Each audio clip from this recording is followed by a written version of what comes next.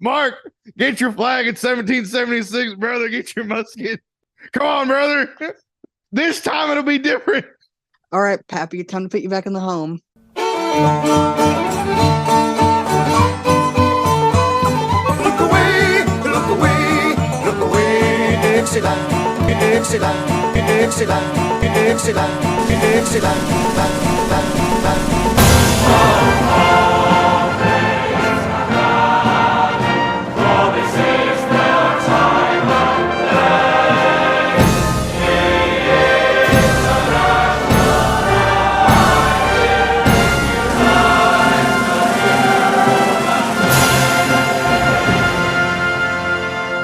All right, y'all. Thank you for tuning in to Dixieland of the Proletariat. We're going to talk about Southern working class history and current events through leftist perspective. Make sure to like us on social media at Dixieland of the Proletariat and find all of our links at our link tree. That's linktree/.prol, where if you want to give your wages to a bunch of rednecks, you'll find a link to our Patreon. We also got some cool stuff to give you, including CDs, stickers, a cookbook, Discord server, and exclusive episodes. We also have a Spotify playlist with some great artists y'all should check out, as well as our merch store. This podcast is brought to you by a horrible job market, anxiety, living at home, aging parents, Kaiser pushing white men in the swamps, Nelson's love life, Tyler's testosterone levels, Mark's laughter, which brings joy to the masses, ripping your pants in public, SPF 100 sunscreen, the shambling corpse of Queen Elizabeth, and the IAAIH, or Italian Americans Against the Irish Horde, that I am the chairman of. Shout out to our Patreon subscribers. Our intro music is by Psychotic Refuge. Our producer is Mr. Speaker. Our monthly Patreon surplus goes to groups that are run by and or help marginalized people directly. As always, I'm Nelson, but today I'm specifically surrounded on all sides by my enemies, the Irish to the left of me and the indigenous to the right. And I'm with... And I have a special space for Nelson's scalp right here on my wall. My space is empty, but I'll be taking applications. And our guests this evening are... My name is Paul Torbett. I'm an organizer here in Ireland with an organization called Lasser Yarg. We seek the reunification of Ireland, the ending of imperialism, and the creation of a 32-county socialist republic. And my name's Craicelf. I've lived in Ireland for 5 years. I'm a member of the redneck diaspora abroad. And I'm a big-time supporter of Lasser Yarg. They're the best in Ireland as far as socialist republicanism goes. And I'm here today to offer my perspective. Well, thanks for coming on, y'all. Craicelf, glad to have you back. Paul, good to have you on for the first time. We had a lot of great feedback from the episode with Craicelf, and we actually gained a lot of fans in Ireland, so in the UK in general. So that'd be pretty cool. But I was disappointed because obviously, I don't like those people, but if they want to listen, that's fine. But I'm gonna, as we transition to a more serious topic, so I'm gonna go ahead and hand this off to y'all, but real quick. So the episode, this episode in general came about because I posted a meme on Instagram talking about the Irish Potato Famine and how it was an act of genocide against the Irish people perpetuated by the British Empire. And people were like, oh, they didn't even know that happened. And two, they didn't know like a lot of the details. And obviously I'm fuzzy on the details, but I was like, oh, we have to do an episode on this. So I hit up Craicelf. I was like, hey, dude, can you please do this? He's like, yeah, let me bring a friend on too. And I was like, hell yeah. So this is probably going to be another dark episode up there with Kai's residential school episode. But it's history is bloody and horrible and needs to be told through the people that know what they're talking about. So I'm going to go ahead and hand it off to y'all. Thank you so much. And please educate our followers on this event. So whoever wants to talk, go first. The floor is yours. This is your platform. Yeah, well, again, my name's Paul, as I mentioned before. I'm an organizer here in Ireland, and I'm probably a wee bit surprised that the famine, as it's called, isn't as well known outside of Ireland as it is in it. Given the prevalence of the famine in like stories, songs, history more generally, it's a fairly well-known subject. But even in saying that, not everybody in Ireland will know all the detail within it. It is often referred to as a famine. you will, or in Irish, we would say an Gorta Mór, in Irish, which translates literally to the Great Hunger. Um, you'll often hear people in Ireland say there was no famine, which isn't a case of Holocaust denial, as it might sound to others. What it actually means is when somebody says that is that there was no famine, there was a potato blight, which was the main crop sustaining most of the population at that time. And the reason that they say that is because to say that there was a famine almost lets the British administration off the hook in terms of their responsibility that they themselves placed upon the people, their own responsibility to the people, given that they had occupied the country militarily. Um, so yeah, for anybody in Ireland who's listening to this, whenever I use the term the famine, it's not meant to be offensive, but I'll do my best to call it an Gorta Mór. So if you hear me saying that, that's what I'm referring to. The famine lasted a total of 7 years. It started in 1845, and it wasn't the only famine in the 1800s to strike Ireland. Um, Famines were known throughout Europe, largely peasant populations, smallholding farmers, and so on. And the potato blight wasn't a new thing either. It had existed in various forms in Europe and eventually made its way proper to Ireland in 1845 and lasted several years. The impact on Ireland, its population, its people, was enormous. And I can go into statistics as well for you guys, just so you can see the calamity that it was and how destructive it was for the population, for the language, for culture, and everything else here. The potato blight itself was a fungal disease that worsened during like wet weather, and Ireland, of course, is very wet. It rains every second day. So the potato blight was it was like a black fungus that grew on the plant itself, on the leaves, down into the root and into the actual potatoes. Most farms or small holdings across Ireland would have grown what was called then, or called now, a lumper potato, because it gave a greater yield. It wasn't the tastiest, but it gave a greater yield in terms of crop. And it was more nutritious for the person. Typically, a typical person in Ireland would have sometimes eaten up to 14 pounds of potatoes per day. Um, so that was their main sustenance, sometimes mixed with milk or salt and different things.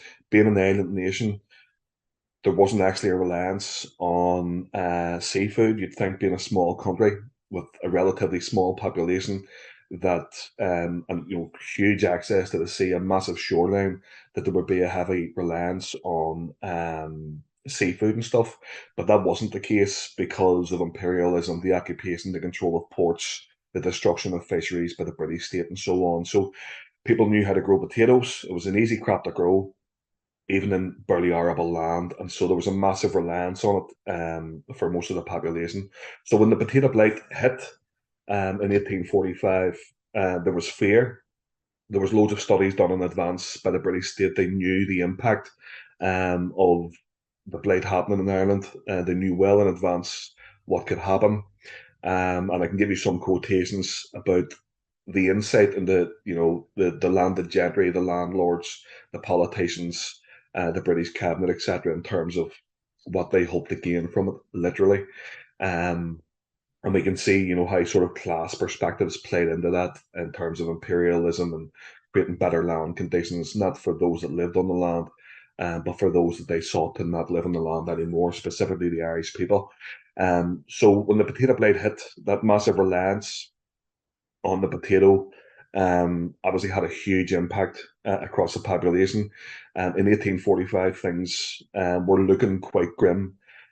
Most people, as they were growing potatoes, they would have kept a certain amount as seed for the next year. And so they were kept in reserve. But typically the last 3 months of the year, in advance of taking the crop out of the ground, people would have been hungry, quite hungry. You would have stretched out what you had until the next year, where you would have planted, I think maybe March time, and 3 or 4 months later, you would have had your crop, your yield, set some aside for seed for next year, and what you had, you made last into the year. So as 1845 hit, the Blight hit, people were obviously very concerned. People were pawning fishing nets, their clothes, their furniture, whatever else. We didn't at that point have wide-scale evictions. Coming into 1846, things were very bad. Um, People were so hungry that they had started to eat their seed for next year. And as a consequence, the crop in 1846, it was smaller. And then leading into 1847, people were beyond destitution, mass deaths, hunger. Their seed crop was completely gone.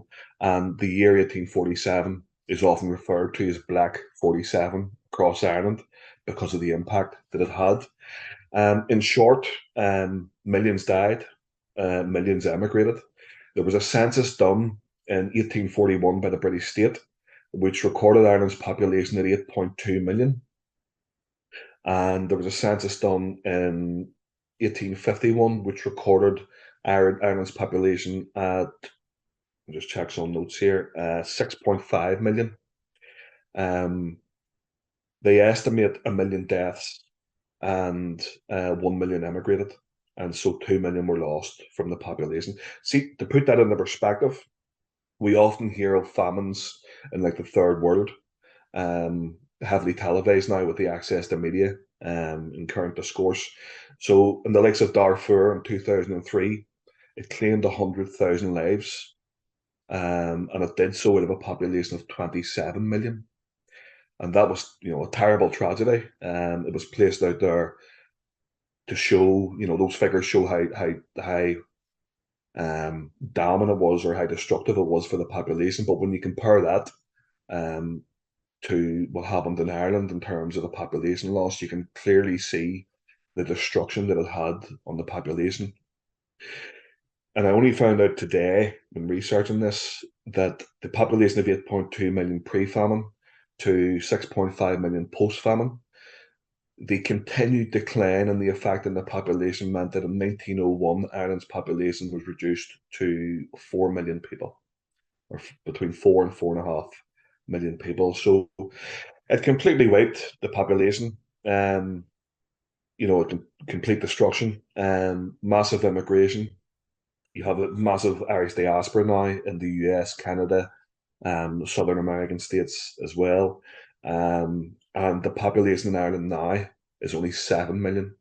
So there are only two countries in the world whose population is less now than it was in the mid 1800s. One is Vatican City, and the other is Ireland. So our population has yet to recover pre-famine levels. And just on that subject, while we're on, the world is, anti-immigration and stuff now. We often hear in Ireland by the far right this, Ireland is full. So if there are any far right individuals listening, I doubt there will be, but if there are any far right individuals listening in Ireland, it's far from full. We're 1.2 million less than we were 170 years ago. And so massive difference there. So you can see in those statistics the destruction. The famine was used by the British state as a means to their end, and they sought to use the famine for huge land clearances.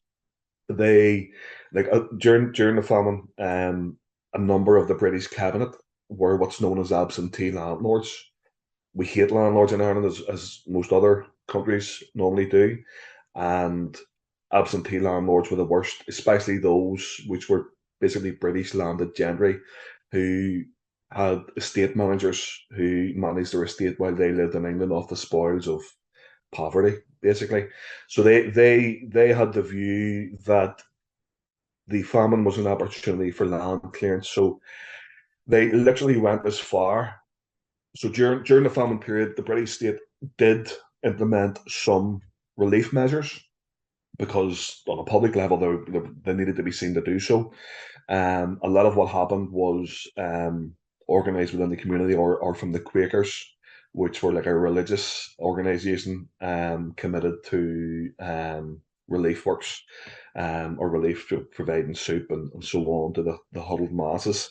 So the British did instate some relief, but it was always framed within sort of reducing the effect on the British Treasury. So the individual who was responsible was a guy called Trevelyan. And I don't know if you guys know that name, but there is a song about the famine called The Fields of Athenry, and it details how the man of the house, the husband, had stolen corn to feed the kids, and he stole Trevelyan's corn, and he was subsequently sent to Australia from Demon's Land or somewhere else on a boat, and the family was left to ruin. So it's a very popular song here in Ireland and amongst the diaspora. But Trevelyan was the guy. He was a civil servant, and he was the guy responsible for the relief effort in Ireland. And so he would have been doing the bidding of the British cabinet, of which a number of them were absentee landlords, so they had their own interests. But the likes of Trevelyan and the British cabinet were driven by this mentality of providence. I don't know if you guys have ever heard that term, providence. It would be very similar to manifest destiny in the US, and we all know the effects of that on the Native American peoples. And it also, to me, when you think about it, there are a lot of parallels with the Nazi regime and their description of Untermensch, or Untermenschen, I think is the term for what they would call lower peoples. So providence with all these types of people was each to their own, don't mess with a free market, laissez-faire economics, and the weak will perish if they do, and they should be sorting out their own problems. And all of that mentality completely set aside that all of these problems were created by the British state. So getting back to the previous point, where nature sent a potato blight, but the British sent a famine, is an often heard term. And the reason for that is that during the famine, there was plenty of food in Ireland. And when I say plenty of food, I mean plenty. Their wheat stocks alone would have been enough to feed 2 million people a year. And Ireland was often referred to as the breadbasket of the British Empire, because most of the stock was distributed to England, was feeding the industrial masses in England as industrialization through the Victorian times and whatever geared up. They had hundreds of thousands of pigs, hundreds of thousands of oxen, hundreds of millions of tons of wheat, oats, etc., were all exported during the famine to England, literally at the barrel of a gun, as people were on the roadside begging for food. So you see that expropriation of capital from Ireland during the famine. You see the land clearances where landlords were literally paying people to get on boats to go to the US or Canada or whatever else, with promises at the other end of clothes and food, which often were never delivered.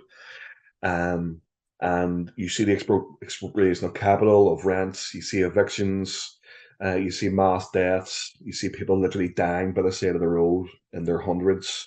You see mass graves, cemeteries were literally bodies queuing up at the gate, piles of bodies at the gate.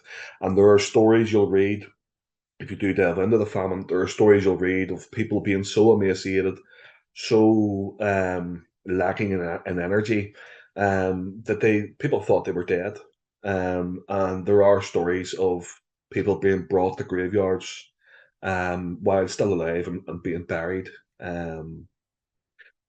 So hopefully that gives you a good oversight, a good summary of what happened during that period. There was a famine in that people were going without food, but it has to be said a large part of that was as a result of the British state literally exporting food to Britain when people needed it. Yeah, and like you were saying, Paul, there is like a lot of similarities there between the colonization of Ireland and obviously the settler colonization of what we know as the Americas and stuff today. But because like a lot of the land at that time was owned by the Anglo-Irish, who had been descended from English settlers who had basically been taking this land off of the natives and handed this to them for prizes and by the English monarchy or what have you. And so most of the land at the ultimate level was owned by these Anglo-Irish nobles.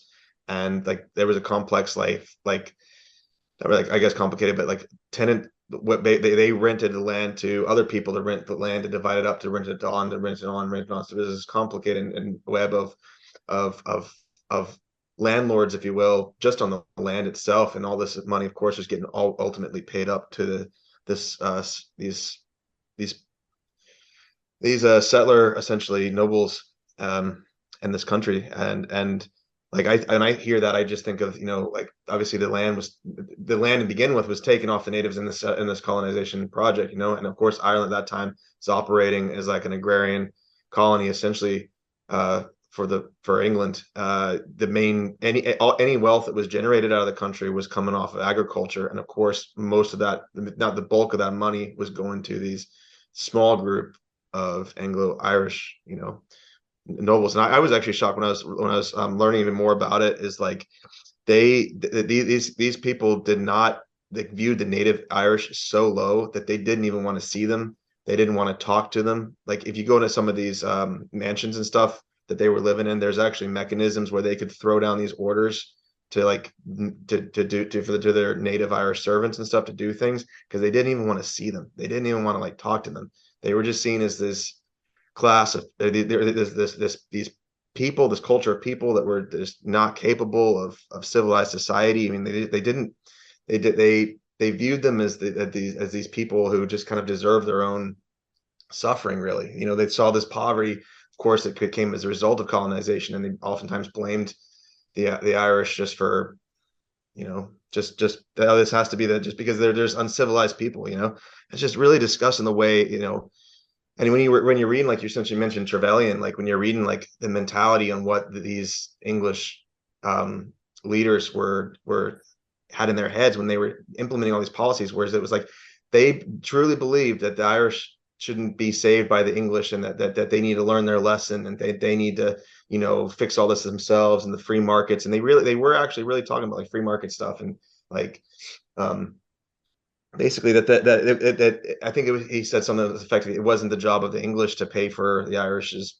food, and this is of course at a time when England is importing loads of corn, like you referenced the Trevelyan's corn, is because they actually had stockpiles of corn brought in from the Americas, as a measure to actually reduce the price of corn. So like, and that actually pissed off English farmers and pissed off Irish farmers as well, because they were trying to subsidize and drop the price of these grains that were being grown as a side crop as well, especially particularly in the eastern part of Ireland. So you can imagine, like there's a nation of people dying, like children, women, and like burying their family members, and like there's stockpiles of corn just sitting there just to keep the price down. Mind if I chime in? Because I did watch and do some research before this, and one of the thing that because you mentioned corn a lot, like one of the more nefarious things that I didn't know this about the corn was that while it was imported in and given made into different things and given to the Irish, the potato itself was so rich in nutrients, especially vitamin C, that it was such a sustaining crop. Like it was like a superfood almost. And you're giving these people that are used to eating like the superfood corn, their bodies aren't acclimated to it, and they have a massive vitamin C deficiency because of it. And then you have people getting scurvy on top of starving. And so like the emaciation, if anyone knows like what scurvy does to you, it's horrible. So like you have emaciated, weathered people that are starving, also on top of that having scurvy, because they're drastically having their vitamin C input reduced. And it's just it's compounding this horrible act of genocide that's happening. So like it's almost sickening that like, here's food, but the food can't sustain them the way the potato did, and it's making this situation worse to the point where like it's making people die faster. That's a really great point. And the similar thing happened as well. A lot of people were trying to go out and get shellfish and seaweed. Now, seaweed had been used as nutrients for the potato crop traditionally. Like it wasn't something that you would have sustained yourself. I mean, seaweed, but people were going out and eating seaweed, and they were going out and eating raw shellfish. And you might think, well, why were they eating raw shellfish? And it was common because they literally did not have the energy to go and cut the turf, which is a fuel source you can use to burn stuff. They didn't have the energy to go and cut the turf to cook their food at that point. Like that was especially like Paul had mentioned, like Black 47 and like the like how it just kept getting worse and worse. Like, and then when they were doing that, when they were eating these shellfish and seaweed, they got another disease. You mentioned scurvy. They got this was giving them dysentery, so they were getting killed from that as well. And apparently 1847 was also one of the worst years for storms. And like Paul mentioned, there was never a fishing industry that was been able to maintain everyone anyway. But obviously the fishermen were trying their hardest to catch as much as they could. And the storms were just wiping them out. Like it was one of the worst years for fishermen drowning and stuff like that too. Just the seas and everything. It was just not a good, but, and it's like, and I think that's the problem, is a lot of the imperialists especially will always try to make this sound like, oh, it just happened, it's just a mistake. And of course there were some natural causes that sparked it all, but at the same time, when you look at the actual way that the English handled this, they were depriving people of food. They were not exporting. In fact, one of the things often isn't talked about is these crop failures were happening in Russia and Belgium at the time, but these countries actually were importing food to address it. And also on top of that, they were banning exports of food. Whereas in Ireland, they were still exporting food. They were exporting food that needed to be going to the people who no doubt helped produce it, and they're exporting it. They're sending it abroad, as like England and other places to make money. One of the things that they did at the beginning of the stages, like the first couple of years, was they actually forced essentially forced through the likes of hunger. They had all these people building these roads that kind of went to nowhere. These kind of like public works programs and stuff. And these laborers, they were talking elderly, young children, the whole families were out there doing these roads because you could just barely get enough. Like you could basically get a meal a day off the wages that they were paying. And as basically the country went into a bit deeper economic crisis in those couple of later years, like the price of food increased to the point where the wages couldn't pay for it anymore. So instead of like raising the wages, the English just cut those programs. All right, that's done. And they just packed up and left. You did have like the Quakers going around making some impact, but also what was even more disgusting is like you actually had churches, particularly the Church of Ireland, going around, and they would feed you if you wanted food, if you in many cases if you converted from Catholicism to the Church of Ireland, which is a Anglican, I believe, Protestant faith. And so if you basically had to trade your faith for food. And I'm not religious. Maybe other people listening are. I'm not disrespecting anything, but I'm just saying, like, I do put myself in the shoes of someone like them whose their faith is very important to them, and their faith is very important. I mean, this could have been a traumatized. This could have been this. I mean, and there was no doubt many people who didn't accept the food because they didn't want to convert and stuff like that. In fact, there's a term called taking the soup, and supers and things like this that were used by people to describe the people who were kind of selling out their soul as they saw it to get food. And no one should have been put in that situation, of course. That's not humanitarian aid. That's just manipulation, Yeah, I mean, like that, and you look at the role of landlords evicting, it's the landlords basically what the English did was they made all of the relief aid payable by the ratepayers, and the ratepayers being the landlords. So the landlords basically had to pay all these high rates, and then their tenants who are starving, they can't pay for their rents. They basically start evicting these tenants in mass, absolute mass evictions. Everyone's getting evicted, and so you have these landlords. You have the English basically using the landlords, the local landlords, basically weaponizing them against the people, putting them on the street, sending them to the graves, really. And ironically, what I was surprised to learn is apparently, and I'm not trying to generate sympathy for landlords in any way, shape, or form, because fuck landlords. But ironically, many of the same landlords that were evicting these tenants in the early stages actually ended up dying of famine and suffering from the famine in the later years. So it kind of came back around, and but yeah, it's a really depressing situation, and many historians absolutely do consider this a genocide. And of course, I 100% think it's a genocide. I think any reasonable person looking at this situation would see a number of actions directly targeted not feeding people, manipulating prices, punishing the Irish, and had this same event happened in England or closer to the colonial, leaders, the actions would have no doubt been different. And I think most historians agree on that. And I'm not speaking as an historian. I'm just kind of regurgitating, what's been said here. Also, if you ever do get a chance, there is a really good film called Black 47 that kind of takes place in this time. I'd recommend it. And just on those, a number of good points I think were made there.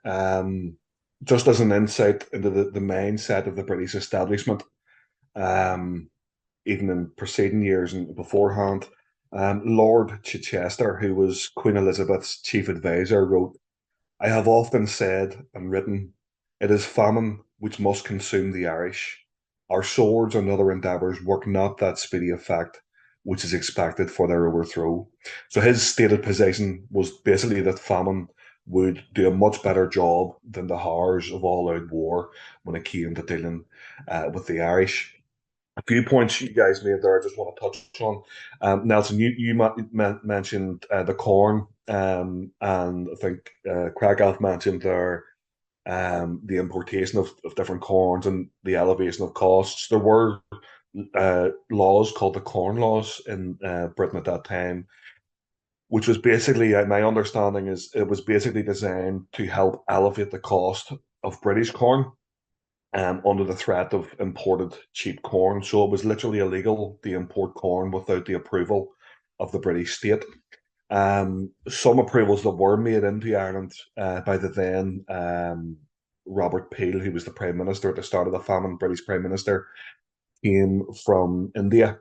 Sorry, it was called Indian corn. I'm not too sure if it came from India. I presume it was, but it was Indian corn or maize, which was of a different variety.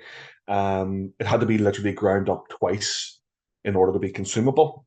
And because of anti-Irish sentiment and racism, sectarianism, the Irish were viewed as a sturdy bunch. They were viewed as almost Neanderthal-like, and popular cartoons, racist cartoons, would depict Irish people as though they were apes or something to be viewed in a circus.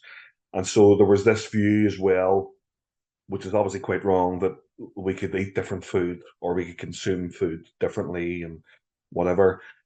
So they had gone as far, in some cases, as not actually grinding up the corn that needed grounded up twice as much, to the point where it became dangerous. It was so sharp it could pierce intestines and stomachs and whatever else, and people literally died from eating as opposed to not eating. Another point as well, Blake, you brought up road building.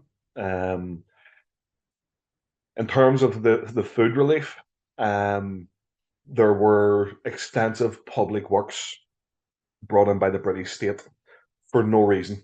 These weren't, oh, we need a school, we need a library, we need a canal. It was literally a test of destitution. So what that meant was they literally forced people to work sometimes up to 12 hours per day who were already starving, emaciated, in order to get a few pence to buy food, which was already shockingly high in terms of cost. And these roads would literally lead nowhere. They were called, I think the term was Bachry and Ochrish, which translates to roads of hunger. So the hunger roads, and you still hear them mentioned in Ireland today. They literally lead nowhere and start nowhere. And it was purely a means that, if somebody was so hungry, they must be willing to work. So let's make them work um, in horrible, deliberately horrible conditions, as hard as possible. And that way, you're dealing with the most hungry people. And in that sense, you're not wasting as much money. And this was directed by Charles Trevelyan, the civil servant who was heading up the relief effort. In many cases, they would literally go as far as forcing people to dig up good roads in order to rebuild them. So there was visible degradation of the road network in Ireland as a result. People suffering losses of carriage wheels and um, hurt animals and so forth as a direct result of it. It ended up costing the British Exchequer, the Treasury, far more in terms of cost. So this ideological providence, as mentioned before, was driving forward the implementation of the relief effort, which was designed to save money, a test of destitution, and ended up costing the British far more. So yeah, I think those are good points. I think people should be aware of. As well, it was illegal in many cases to give outdoor relief. And what that means is you had to live under the roof of a poor house or a workhouse in order to receive relief or food. And the reason for that was they deliberately designed um, the workhouses to be as horrible as possible so that you must actually be really hungry if you want to go and live there. And that was the mentality. So it was illegal in many cases to give outdoor relief. You weren't allowed to feed the hungry, in order that that test of destitution, the horribleness of the workhouse, was allowed to exist. And these workhouses were designed probably for, in any one case, if a workhouse was designed for 1,000 people, there could sometimes be 2,000-3,000 people crammed in utter destitution.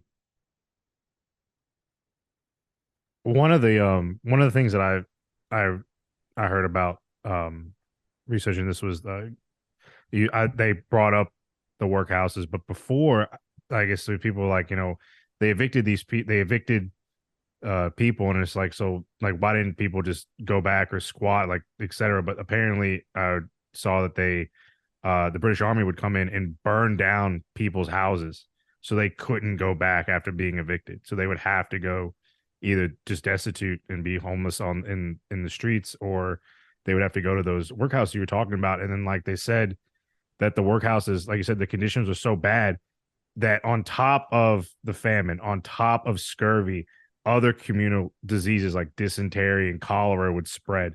So you just had this just putrid, just horrible living conditions, because you have all this stuff happening, and it compounded everything that was going on. And like y'all have said, if anyone like doesn't see this as an act of genocide, I don't know what they're thinking, because like it could have been solved. It could have been stopped. Like, it didn't even have to happen. As you're saying, the exportation of food could have stopped, and they could have been able to keep the food that they made. But because the British state was doing that, it is 100% an act of genocide. But those workhouses you were talking about, like the way they described them was absolutely just disgusting. Yeah, if anybody who is familiar even with what's it called? A Christmas Carol. A Christmas Carol written by Charles Dickens. I think that came out a few years before this, but there's a very famous part in the beginning of it where the charity collectors come into Scrooge's office, and he says, "Are there no workhouses? Are there no poorhouses for these people to go to at Christmas time?" And the charity collector says they'd rather starve, or they'd rather die. And you kind of, like, if you're reading that in fiction, you kind of think that that's exaggeration. No, that's literally how people, like, you will die outside of them, you will probably die in them. That's your choice at this point. The roads to nowhere, that shit's wild. Like that ugh, it's, I don't know. It's just it's crazy. Like, like, you hear about, like, you have an idea of like what happened, and then, like, just because I didn't know about the roads and like the public works projects that were just stupid and didn't even like make a dent in the problem. Uh, it's ridiculous. Like, I don't like it.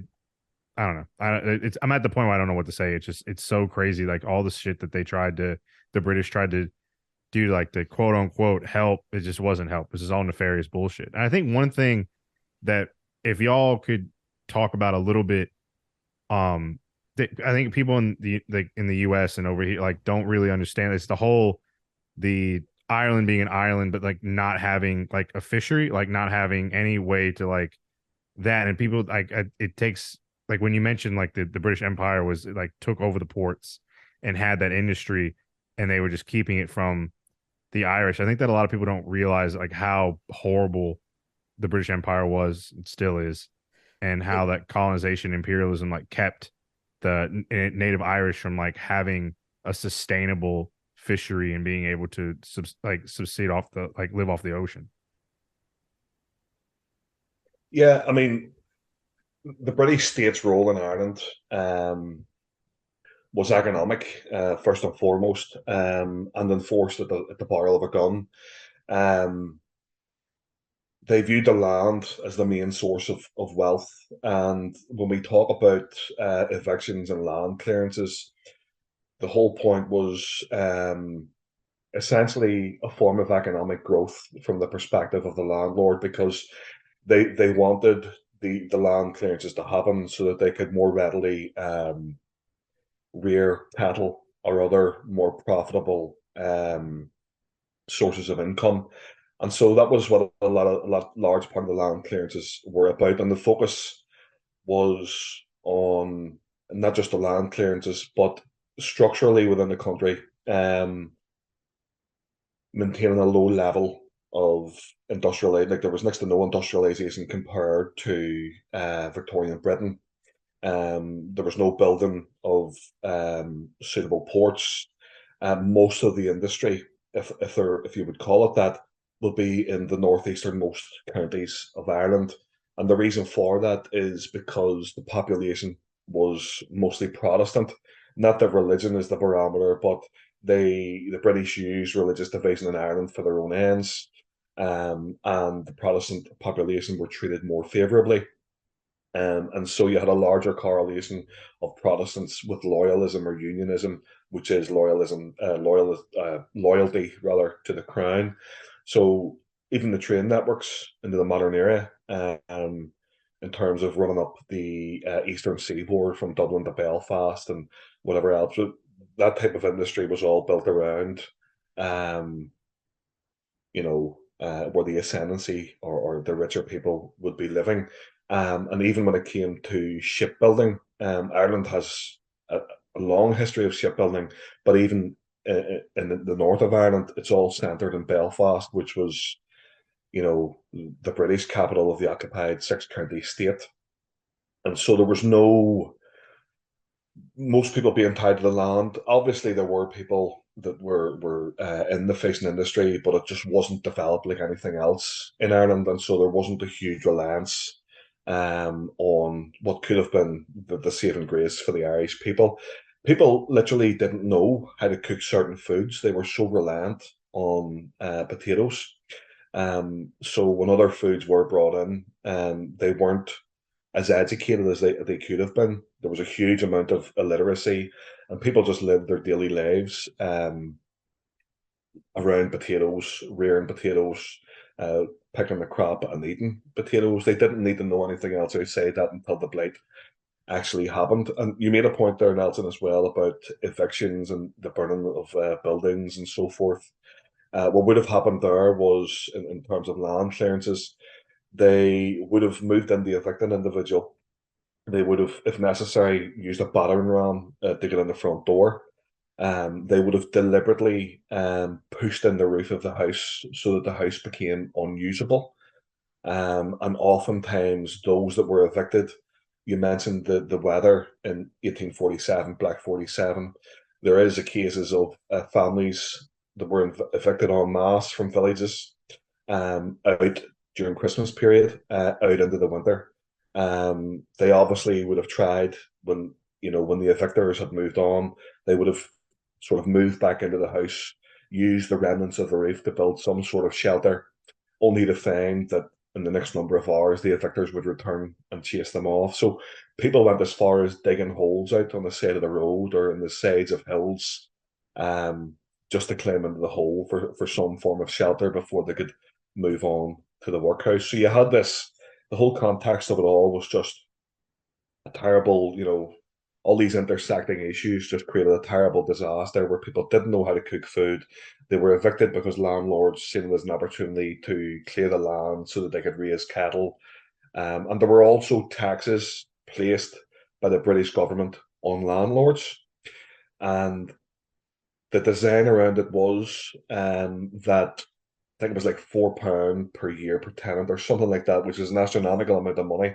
But if you had a tenant living on your land that were in destitution or some other mode of production, you were liable to pay a tithe or a tax to the state, which was then used for the relief works. And so there was basically, if people were starving, had no crop, and were unable to pay rents, landlords were additionally incentivized to evict people so that they wouldn't have to pay that additional tax, whatever way that process worked. So, yeah, I think it's quite clear, based on all the comments from many of those involved in the ascendancy, the government, the cabinet, etc., given that a number of them were landlords within the cabinet themselves who were literally evicting tenants and who were then responsible for the relief effort as well. It's quite clear that there was a deliberate case on the part of the British to clear lands to deal with the Irish forevermore. And it also dealt, when we talk about culture and language, it also saw the ultimate destruction of the Irish language from that point on. There were sizable, pre-famine, there was a sizable amount of speakers of the Irish language, particularly along the west coast, and those communities were some of the worst hit by the blight and by the famine thereafter, by disease, typhus, dysentery, cholera, etc. So you had the complete destruction of much of Irish culture and language as well. So the British have lots to answer for. One of the things that I might want to share here is obviously we know, of course, the impacts that this had, create essentially rapidly growing the Irish diaspora very, very, very quickly in a very short amount of time, of course, out of desperation. And, of course, like that's I think I would have thought that would be kind of common knowledge, but you have specifics on that, like the coffin ships. Essentially, these were really, really cheap ships that the refugees from this genocide, basically, on Guatemala, had to crawl into. They followed no rules, no regulations. There was absolutely no space in these ships whatsoever. The mortality rate on these coffin ships was 30%. 30% mortality rate if you got on the ship. 30% mortality rate. Basically, people were so desensitized with all the suffering and all the trauma and everything like that, that they would just sleep next to corpses. You would just sleep next to a dead corpse, 2 corpses, 3 corpses, like half the, maybe not half, but obviously a sizable chunk of the area you're sleeping in is going to be corpses, and other people who might be corpses next tomorrow or the next week. I can't even imagine that. I don't think anyone can really imagine that. The stench, that's just disgusting. I mean, but then that's obviously what people had to go through out of desperation, just trying to survive. Most of the coffin ships, of course, were set for Canada, for the United States. And the U.S. Army essentially exploited this situation themselves. The U.S. government essentially exploited themselves the situation by recruiting the starving Irish men right off the coffin ships. The moment they got off, they'd be recruited into the army and stuff. And of course, that was the first opportunity for a lot of them to maybe get a wage and feed their families. If so, of course, a lot of them did. A lot of them did. And some of those, this is the important bit that I want to share, is some of those were shipped right into what was going on at that time in the United States, the Mexican-American War, where the United States, through its imperialism, was going and fighting Mexico. And of course, that we all know as Americans, maybe that's where Texas comes from. That's where New Mexico, Arizona, California, Nevada, parts of southern Colorado, all this, of course, used to be part of Mexico. And that was the war that the U.S. government used to seize all that land. And essentially, like you even mentioned before, Paul, the Manifest Destiny, that was the start of the U.S. getting control of a lot of that land. And now during this war, of course, there was a lot of these Irish famine survivors pushed right into the front lines. and but I think it was almost 200 of them were going through this, and they were realizing, hold on, what are we doing here? We're running from our home because we're colonized, and we're, being, starved out and destroyed by, and by the English. No one was ignorant of what was going on. And then they come all the way over here or not, over there to the U.S. And then the officers were discriminated against them because they were going to Catholic worship services and things like this, whereas like the Mexican population that they were fighting, oftentimes they were having to sneak into the masses with them because, of course, in Mexico, the dominant Christian faith at that time still is Catholicism. So essentially, what they realized is, we're doing the same shit to Mexico, or similar stuff to Mexico, that they were doing to us in Ireland. And what happened was they actually deserted. They deserted as a unit, in mass, and they ended up joining the Mexican army, and they formed the San Patricio Battalion as an artillery unit, and they fought for Mexico against the United States, basically out of the sympathies. And they were all famine survivors. They were all famine survivors, and I just can't help but think maybe that experience, that trauma, and everything like that pushed them into the point where, like, they're like, you know what, it's not even worth it. Like, we're like, and essentially after the battle, I can't remember the name of it, but they were all hanged. One of the largest mass hangings, and they were charged, of course, for treason by the U.S. captors. So just an interesting. And there's a good song around that as well called the St. Patrick's Battalion. St. Patrick's Battalion, yeah. Yeah, and I think the first time I heard it was actually an American singer, I think called David Rovich, I think. And it's funny I bring this song up because I was going to mention a moment ago when you talked about the coffin ships. There's another very popular song here in Ireland which gives an insight into the horrors at the time called Back Home in Derry. And it's sung by prominent folk singers here in Ireland, the likes of Christy Moore and so on. Cursory glance in YouTube or whatever, you'll find many versions of the song. That song was actually written by Bobby Sands, who was an IRA hunger striker, as you may know, or you should know. So yeah, that's something I'm sure your listeners could look up. Back Home in Derry. I remember reading about the St. Patrick's Battalion. We did learn about that. I think we learned about that in school. It was like a little snippet of the St. Patrick's Battalion in school, because and like he all was saying, they left, they deserted the U.S. military because of discrimination, et cetera, and joined the Mexican army. This is a lot. But yeah, I remember hearing about them. I did. When you talk about the coffin ships, they did mention that in the stuff that I researched with the coffin ships, and like just the visualization, like it literally is like a coffin, and you're stacked next to like right next, almost like the slave ships on the transatlantic slave trade, like they're right next to each other, and it's absolutely disgusting. I can't imagine the smell and how horrible it must have been. But that scene, I know it's fictional, but that scene in Gangs of New York where you see them getting off the boat, and you see them like, this paper gives you U.S. citizenship, and this paper gets you into the army. And then they're like lining up with their blue coats, and it's like, where are we heading? Tennessee. Where is that? I don't know. Like that. I can't, like that scene, like you ran, it's a fictional movie, but that's basically what happened. Is that they're like, for everyone listening, is like they're taking off the boats. The men are given a piece of paper. This makes you a citizen. This makes you in the army against their will. And then they're shipped off to go fight, not just in the Mexican-American War, but then later on, when you still have immigration coming in into the Civil War. And then with the Civil War is interesting. I don't want to go off too much of a tangent, but you had the Irish fighting on both sides.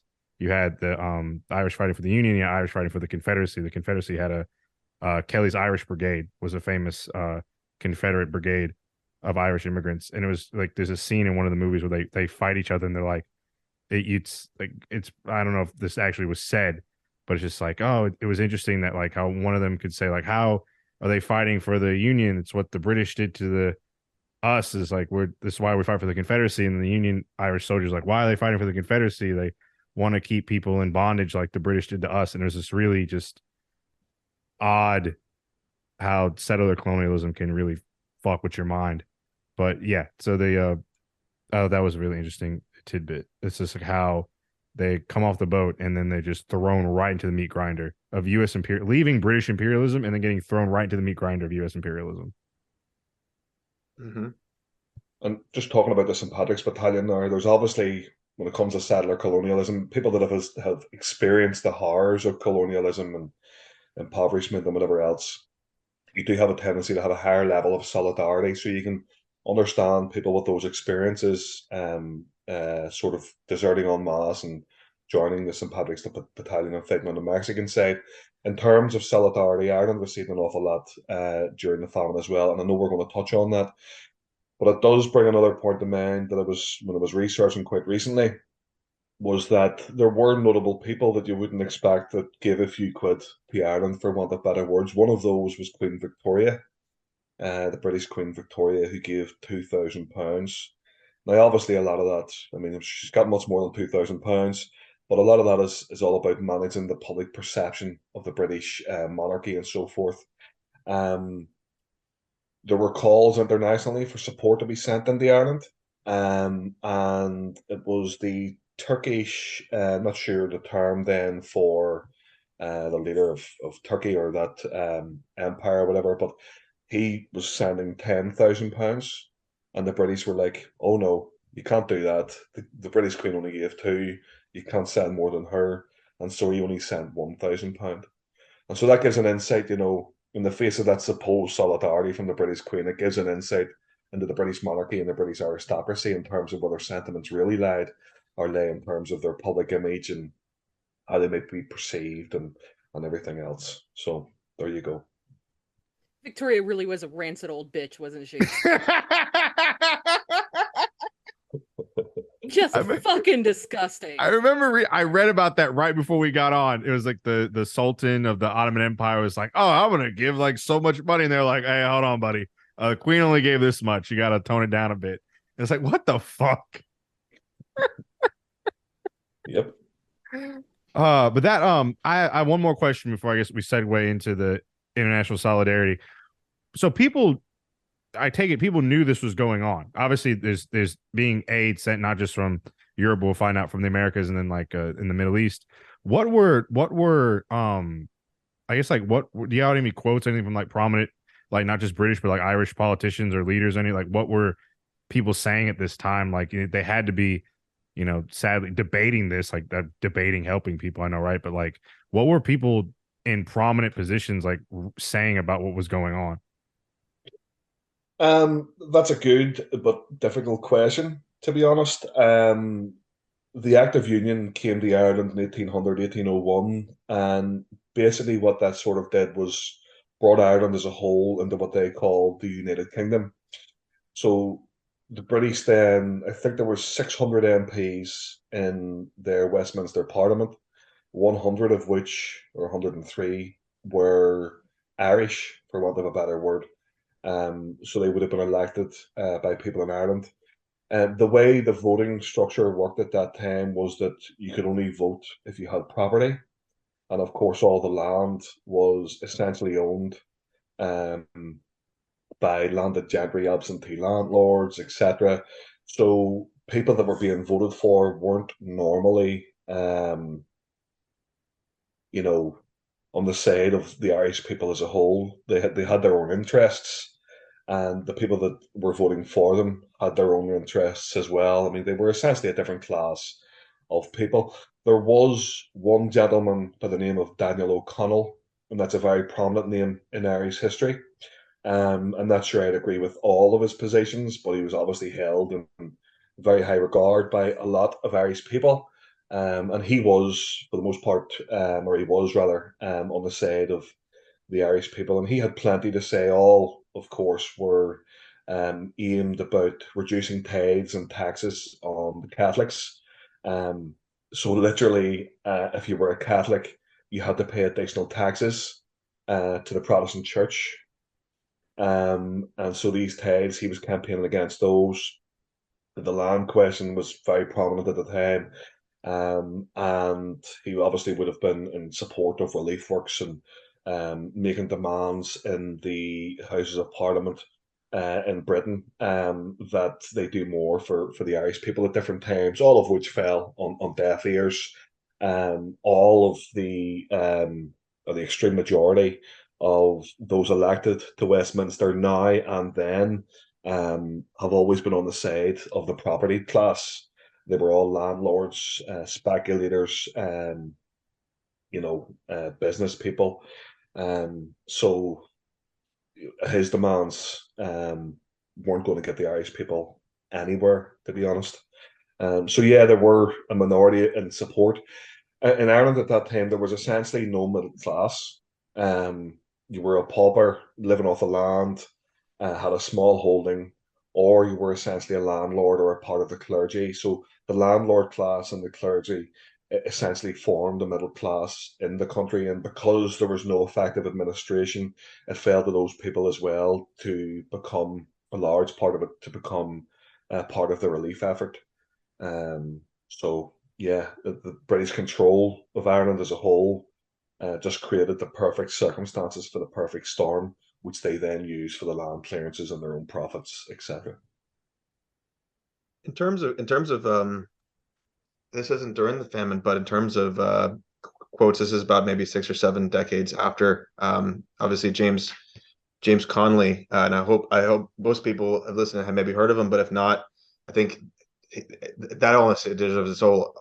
He deserves his own episode, if anything. But do look up James Connolly. But made a tremendous contribution to socialist republicanism and trade unionist. A historical figure for both the United States and Ireland, actually, at that time. But or not at that time, sorry. But this is about the early 1900s. So we're talking about 6 decades later. I'll just read these quotes basically real quick. This is his analysis on Gortimore. England made the famine by a rigid application of the economic principles that lie at the base of capitalist society. No man who accepts capitalist society and the laws thereof can logically find fault with the statesmen of England for their acts in that awful period. They stood for the rights of property and free competition, and philosophically accepted their consequences upon Ireland. The leaders of the Irish people also stood for the rights of property and refused to abandon them even when they saw the consequences in the slaughter by famine over 1 million of the Irish toilers. And he goes on to say, had the socialist principles been applied to Ireland in those days, not one person need have died of hunger, and not 1 cent of charity need have been subscribed to leave a smirch on an Irish name. But all except a few men had elevated landlord property and capitalist political economy to a fetish to be worshipped, and upon the altar of that fetish, Ireland perished. At the lowest computation, 1,225,000 people died of absolute hunger. All of these were sacrificed upon the altar of capitalist thought. So,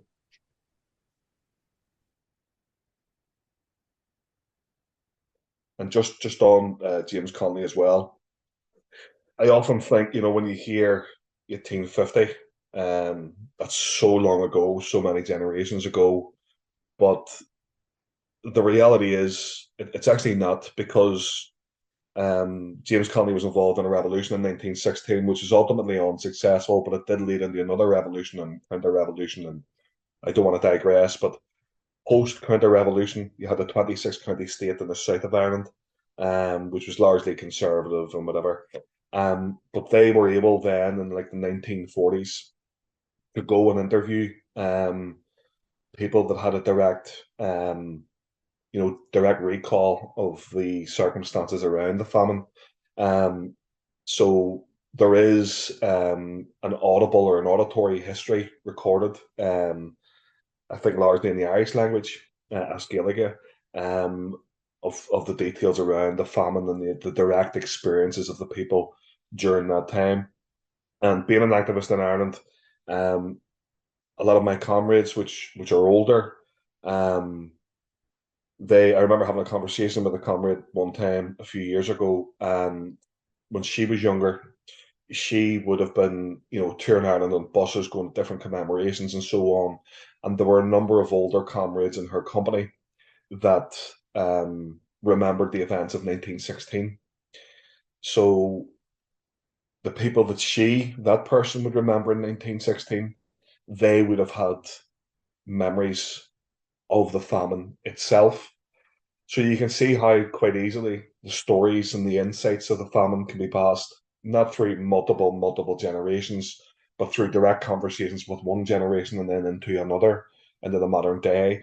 And so you can easily see how the impact, not just on famine roads that still exist or in similar mentalities in the British state that still exist today, etc., but you can see that direct lineage from famine times up until the modern day.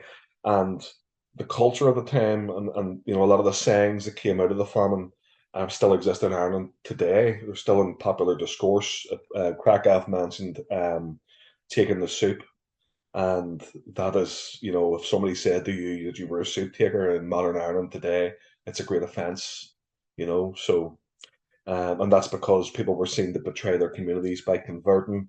And there are stories as well that in terms of the degradation of culture in Ireland and the language, etc., and this attempt to anglicise the Irish people, there are stories that people would have had to give up certain parts of their name. So you'll know that there are like O'Grady's or O'Shaughnessy's. I'm trying to pick names that you would be familiar with in the US. But you'll also notice that those names exist without the O before it.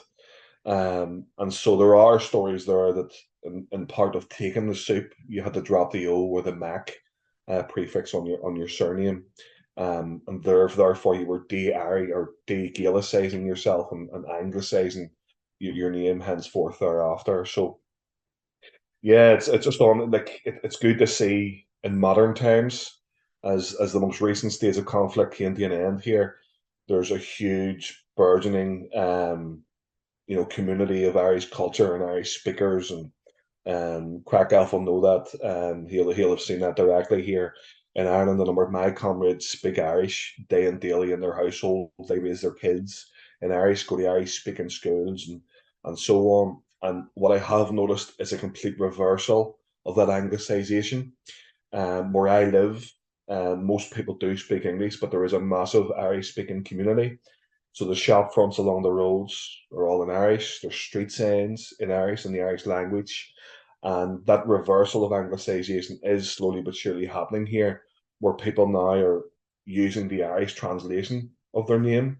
So there is becoming it's I don't want to say it's popular now to be Irish, but that fear of being Irish because people stood up for liberty and for liberation during the past number of decades. People are proud again um, to be who they are and to put express that identity more safely and more confidently in the occupied six counties, and it's good to see that reversal taking place.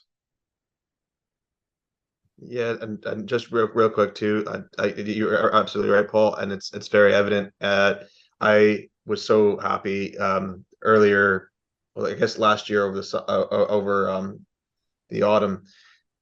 You had the West Belfast Fela, which of course tracks concerts, and you had Kneecap, which is a young Irish rap group at the Fela. And by the way, if you haven't checked them out, open up Spotify, check them out. I'm not linked to them anyway, but I like they're great musicians.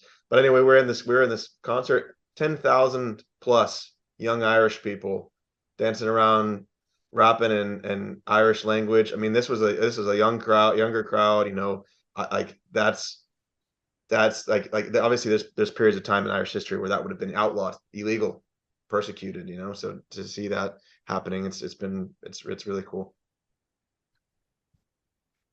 Hell yeah, that's awesome. So we'll segue now, I guess, into Mark and Kai. I want to talk about another aspect of the famine that's not talked about, and it's the solidarity between the indigenous people of North America and the Irish. I think some people may know about this, but I don't think a lot of people do. So I figured y'all two would be great and be the appropriate to talk about this.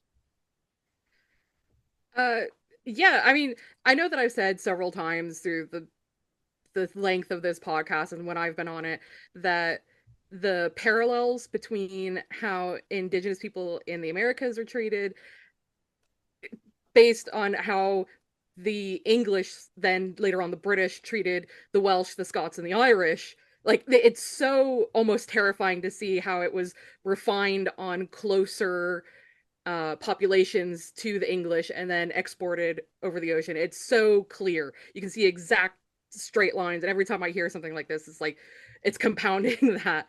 But so I'm gonna start, like, this is no shade on anybody here, but the first thing we do is kind of like a food acknowledgement, in that the potato and corn are both North American crops. Most of Europe owes its staple foods to North America at this point, but I'll just drop that in, like, for a second there, because a lot of people don't know that. Even potato is I think a Nahua word. So yeah, so even though it is a North American crop, by the 17th century, it was Ireland's kind of staple food, as was already covered. Directly preceding this time period, especially from 1845 and onwards, the 7 years that the famine was taking place, directly before that, in 1831 is when the Indian Removal Act was finally happening through the Southeast United States. And the Indian Removal Act is what spurred the Trail of Tears, which involved the Cherokee, the Chickasaw, the Creek, and the Seminole, and also the Choctaw, or in their own language is usually Chata. So the Choctaw Nation was the first of the large southeastern tribes relocated under the Indian Removal Act. Between 1831 and 1833, around 20,000 Choctaw people set out on the journey to Oklahoma from their traditional lands east of the Mississippi River. Historians estimate that 4,000 people died along the way. This is why it's called the Trail of Tears, and a longer name used within the tribe sometimes, the Trail of Tears and Death. So this is what happened immediately before. In March of 1847, Choctaw people met to raise money for the starving poor in Ireland. The Choctaw people had received word about the dire situation and could not stand by and not help. People were starving. The Choctaws heard of the plight at a tribal meeting in Scullyville, Oklahoma, where a letter was read through an interpreter from the Memphis Irish Relief Committee, a group collecting donations that was part of a larger New York-based outfit, according to Choctaw historians. A list of Choctaws willing to donate was started, according to the article, and, quote, in a short time, $170 were subscribed and paid. The donations, Choctaw historians said, were given anonymously. The Choctaws pooled together this money, which was first sent to Memphis Irish Relief Committee, then to the General Irish Relief Committee in the city of New York. The $170 would be worth around $5,000 in today's economy. Their donation arrived at the Society of Friends in Dublin, which worked to get food to those in need. The Choctaws and the Irish have memorialized the story of generosity. In 2017, the Choctaw chieftain went to Middleton, Ireland for the dedication of a sculpture that was created by Irish artist Alex Pentek to honor the donation the Choctaws gave. Called, quote, Kindred Spirits, it stands 20 feet tall and has a stainless steel eagle's feathers in a circle to represent a bowl of food. Throughout the years, many other donations have been made by the Irish and the Choctaws in honor of that donation so many years ago. In 2020, the Irish people once again honored that bond, giving back to the Native American tribes hardest hit by the COVID-19 pandemic. Through a GoFundMe campaign, contributors have raised $7,865,930 as of February of 2022 to help supply clean water, food, and health supplies to people in the Navajo Nation and Hopi Reservation, with hundreds of thousands of dollars coming from Irish donors, according to the organizers. Many of the contributors have cited the Choctaw-Irish connection as the reason for their generosity. Choctaw Chief Gary Batten said he is pleased to see Native Americans being helped. He said the Choctaws don't need help from that particular fundraiser, as the tribe has been able to help members from its own endowments. Quote, it's heartwarming the Irish are remembering what our tribal ancestors did, and they're showing the Choctaw spirit of love and grace and reaching out to help our Hopi and Navajo brothers and sisters. To continue that, one of the other things that has come out from this partnership over time has been a prestigious scholarship. Part of the Chata Foundation's opportunities is the Choctaw Ireland Scholarship, which includes tuition and expenses paid by the Republic of Ireland for a Choctaw Nation of Oklahoma student. Since 2018, the scholarship allows 1 to 2 students to attend University College Cork, located in Ireland's second largest city, for a full year of study.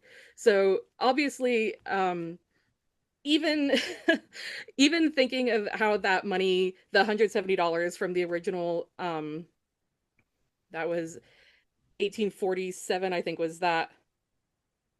Yeah, the 1847 donation. $170, even translated to the $5,000 as I mean today, isn't a whole lot of money, considering, especially when you think Queen Victoria gave 2,000 pounds, gave 2,000 pounds, quote unquote. But when you're considering that this came from a population of people who had just been through something similar, who were removed from their homelands, chased out, starved, forced to move, forced to die on the side of the road, get diseases from the lack of food and from the constant movement and everything, that this is what donors were able to collect from what meager means they already had, to send to people who they just heard were going through a similar predicament to them in the first place, has really set up this spirit of reciprocity between the populations that has come full circle for almost 200 years at this point. So yeah, that's our little indigenous North American spotlight on this one. And to follow on with that with my own people, because I myself am not Choctaw, but to follow on with my own people, I found a couple of stories that I thought were very interesting. One from 2020 and one from 2022, both having to do with the world of lacrosse. And this is how I've seen the Irish really stepping up to acknowledge Indigenous North Americans. In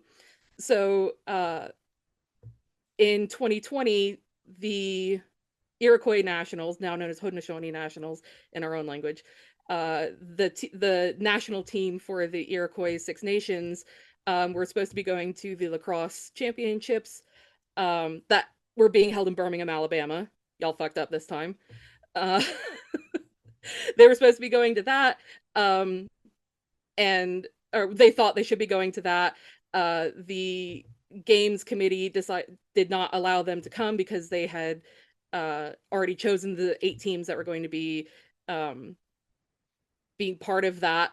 And people are going, hey, wait a minute, lacrosse actually comes from Haudenosaunee, from Iroquois people. It is our game. We made it up. So the Irish team, who was already selected to be part of those 8 teams, stepped down in order for the Haudenosaunee to be part of that championship, which is very touching. But to move on from that one, there was also a case in 2022 where, again, the Haudenosaunee, who were supposed to be, where were they going to be? They were supposed to be traveling, and they were using their own Haudenosaunee passports. Now, a lot of times I've talked about how Indigenous people of North America refer to themselves as nations or sovereign people. Therefore, we should act like sovereign people and make our own passports because we are our own nations. But there's several times that other countries have not met that standard. So this story is the Haudenosaunee Nationals traveled to Ireland for the Lacrosse World Championships. In a moment of international solidarity, the Irish government accepted the passports that identified the players not as U.S. citizens, but as members of the 6 nations of the Haudenosaunee. Irish customs officials formally acknowledged and accepted Haudenosaunee passports that represent the people of 6 nations, providing an international courtesy that Nationals board member Rex Lyon said had not been offered with such grace and respect at other destinations in the past. For example, in 2010, in the most prominent example, a team consisting of players from the 6 nations was unable to compete in the Lacrosse World Championships in Great Britain, again, because those passports were not accepted. This is notable for 2 reasons. First, there's a long history of solidarity between the Irish and various native peoples of North America, inspired in no small part by the shared experience of British forces showing up in their respective shores and fucking up their shit for centuries at a time. As mentioned above, the British government had refused to accept the Haudenosaunee passports when the team attempted to travel to England for a lacrosse tournament in 2010. The Canadian government, too, has been known to confiscate Haudenosaunee passports, dismissing them as fantasy documents, despite the fact that the passport was created in 1977 through negotiations with the governments, including Canada and the UK. Also citing the Jay Treaty, which has been in effect since 1794.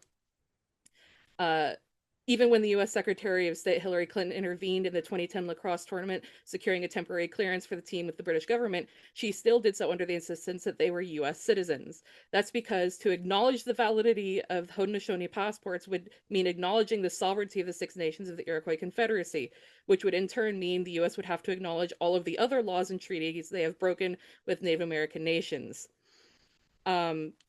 So yeah, having the Irish kind of come to bat for Indigenous North Americans several times, it's clear that this this feeling between the two populations has really set up this kind of international solidarity, especially when it comes to fucking over the British, which we both, I think both populations are really excited to do every once in a while.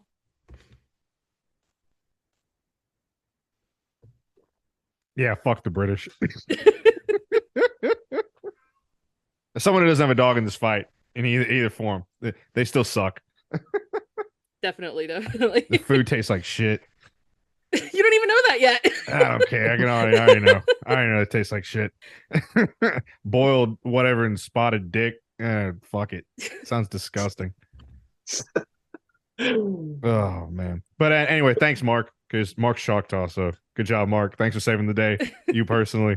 Mark personally surrendered $170. Mark, from Ireland, personal heartfelt thanks to your people. I wish we could shake hands. I'll extend mine and shake it, and we'll pretend that we meet in the middle. Irish people, we are huge in the solidarity. When you're experiencing what the Irish people experience, you don't forget the people that helped you. And we also will never forget the people that visited the horrors on our peoples. So we're massive supporters of Native peoples in the Americas, people in Palestine, different peoples in Europe that are oppressed by different so-called nation states and so on. So I'm glad to hear that in more recent years there's been a reciprocation, and some of those stories would give you goosebumps, to think that 170 to 200 years later, a few quid was sent back. So food for the ears. Definitely. Hell yeah. Y'all, Craicelf, Paul, do y'all have anything else y'all want to talk about real quick? What's like anything going on today, like that y'all are into that you think people should know? Like I know I always see Craicelf on Instagram, always posting stuff. So like, so just anything y'all want to get, the floor is yours again. Anything modern, anything today going on that y'all want to talk about, y'all involved in? Yeah, well, I mean, the situation in Ireland today is we are experiencing what a lot of other people are experiencing in terms of, I don't know if you guys have heard the term cost of living crisis. I'm not too sure in the US what way that's working out for you guys, but it's a big issue here at the minute. Energy prices are through the roof alongside energy company profits. In terms of imperialism in Ireland, I always like, with a new audience, I always like to give them an insight into what's actually happening here in Ireland. There was an agreement. The anniversary of that agreement is coming up. The 25th anniversary is coming up on the 10th of April this year. So 25 years since the Good Friday Agreement. And I'm tempted to ask what you guys think of that, because for the most part, when I do ask an audience outside of Ireland, they typically have the view that the Good Friday Agreement was a good thing. I'm not too sure, would you guys be of that view? Would that be your perception of how the end of the war here is viewed in the US? Would that be a general view? I don't want to give any credit to Tony Blair. He's a piece of shit. It's like, and then Bill Clinton too. Like, I don't want to give any credit to those men, like, whatsoever. Yeah. From what I know about the Good Friday Agreement, in the end in the end of the Troubles. Um, I mean,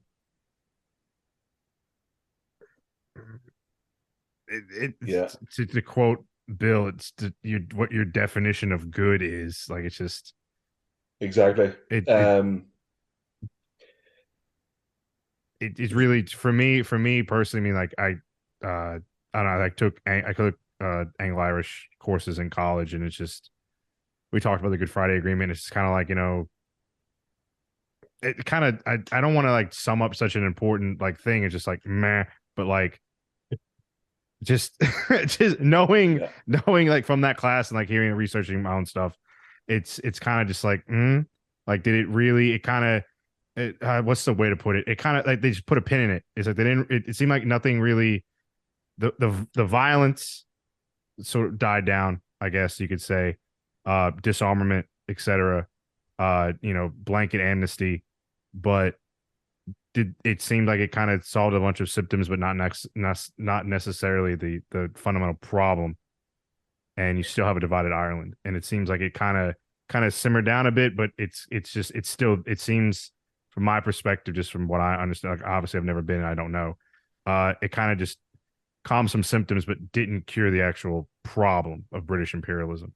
And it seems like it could bubble up to 100%. the surface at any time. And you saw that. I mean, when Krakow came on, we talked about that. How Brexit, like the implementation of a hard border between the Republic and the in the North, both factions of the UVF and the IRA were both talking about restarting violence because the hard border was not supposed to happen. Like it wasn't part of the Good Friday Agreement. Like we're not going to have a hard border. You'll have free flowing of capital and free flowing of people. And now this is happening. You know, could violence start up again? I mean, yeah, it has popped off. Like it's been in the news here. Like it has popped off a few times.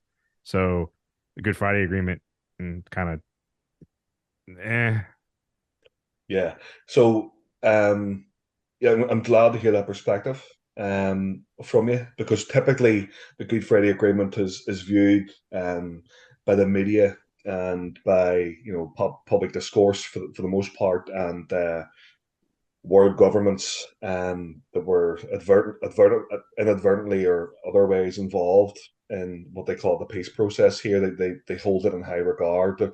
There are a sizable and growing communities here in Ireland that view the Good Friday Agreement as more of a pacification process.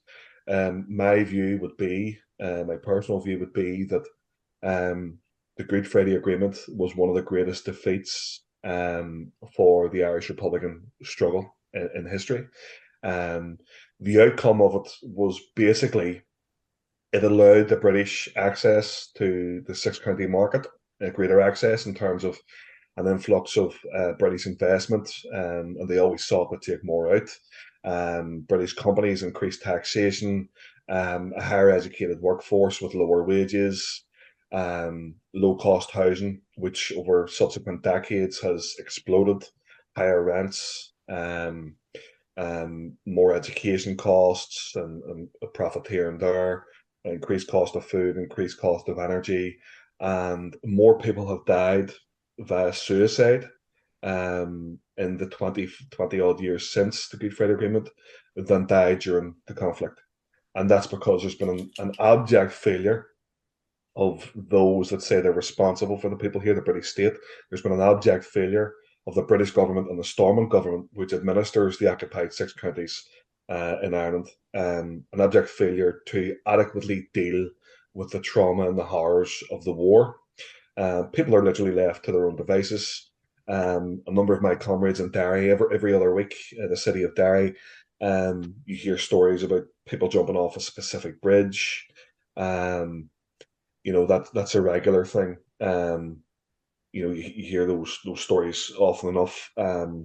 Huge growing drugs issue here, as well as intergenerational trauma, people dealing with the horrors of what they witness with parents and the horrors and all that of war. Um, so yeah, pacification process. The end result was Greater British control, and the once revolutionary movement of the IRA has been completely stymied. all their weapons were handed over to the British and destroyed. And I remember reading a quote quite recently, and it was about being peaceful. You know, they say that we're a peaceful people now. Um, Being peaceful isn't the absence of violence, but being peaceful is being capable of extreme violence and choosing not to. So we're not a peaceful people now, we're a defenseless people. For the most part, we don't have the means for our own liberation, because the huge arsenal that the IRA had, and it was huge, was handed over en masse to the British general who, General John de Chastelain, was responsible for the destruction of it.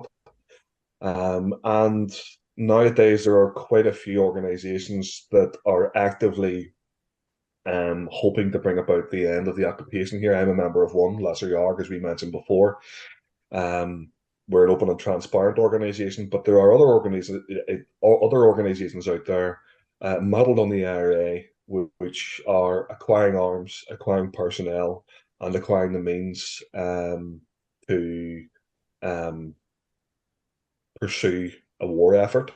Not with huge success because of the amount of